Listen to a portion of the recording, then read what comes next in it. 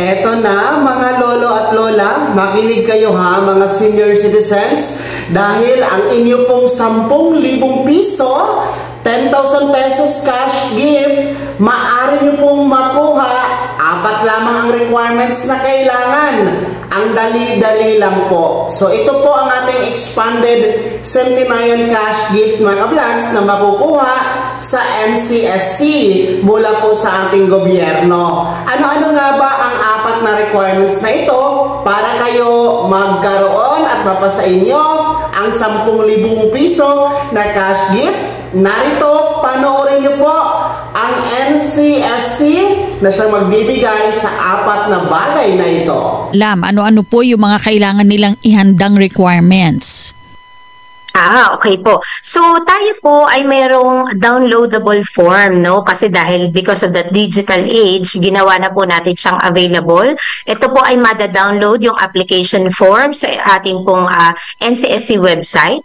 Meron din po tayong NCSC Facebook page kung saan may links po doon kung saan pwede po nilang i-download. But apart from that, ang ating pong mga LGU OSCA, sa pamamagitan po ng ating mga partner LGUs, marami po sa kanila ay minabuti na po nilang i-print ito, no? At sila po ay sa pamamagitan ng mga barangay senior citizens president, Ma'am Cathy. Alam niyo po merong mga senior citizens president bawat barangay.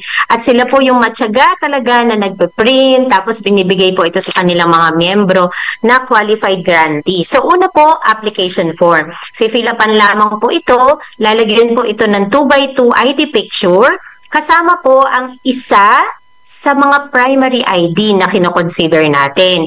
Ano po ang kinoconsider natin na primary ID? Number 1, PSA Certificate of Birth, no? So yun po yung una, primary po yan. Or kung wala po silang PSA copy ng birth certificate, pwede rin po ang PhilSys or ating national ID. So yan po. Either of the two ay maaari pong i-attach kasama po ng isang full body picture ng ating pong milestone agers. Ang full body picture po ay kinoconsider nating proof of life. Ano po?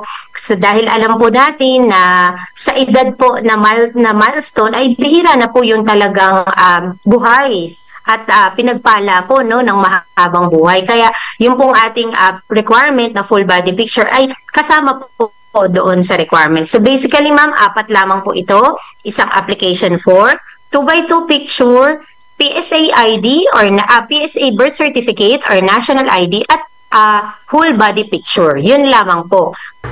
At yun po no mga lolo at lola, ang 4 na requirements, 4 na bagay po para po inyong makuha ang 10,000 piso na cash gift ng ating gobyerno mula sa NCSC.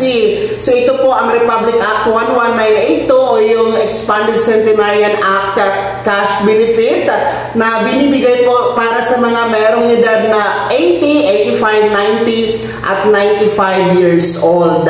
So kung kayo po ay nag-edad po ng 80, 85, 90, and 95 years old, simula noong March 17, 2024 last year, hanggang sa kasalukuyan, pwede po kayong mag-apply sa OSCA office.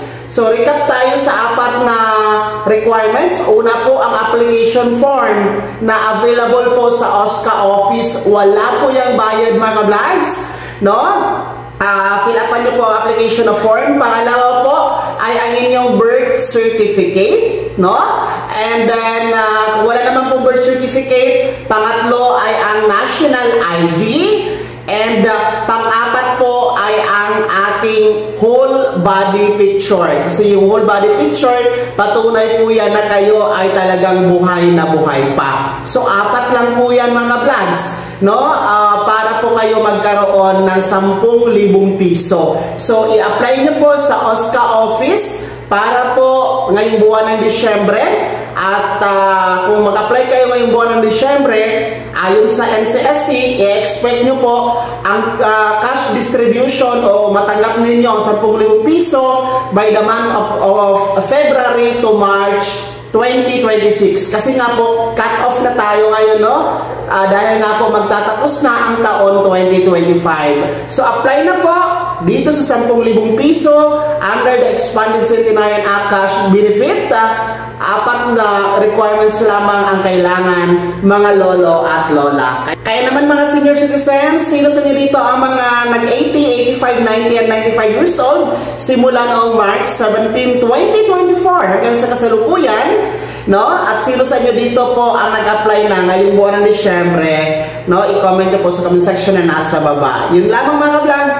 Maraming salamat sa panonood. God bless us all. Mag-ingat po kayo palagi.